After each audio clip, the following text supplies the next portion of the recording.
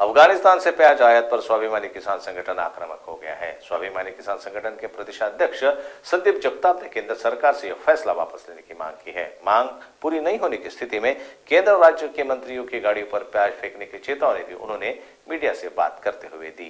कालपासून अफगाणिस्तानचा कांदा भारतामध्ये यायला सुरुवात झालेली आहे।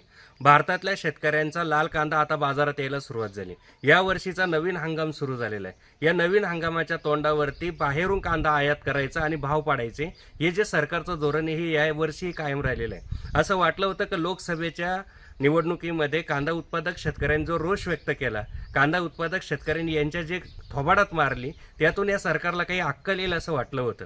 विधानसभेच्या निवडणुकीच्या तोंडावर तरी कांदा उत्पादक शेतकऱ्यांचा रोष हे सरकार अंगावर घेणार नाही असं वाटत होतं, परंतु सुंब जळाला पण पीळ मात्र तसाच आहे, अशी परिस्थिती या सरकारची आहे।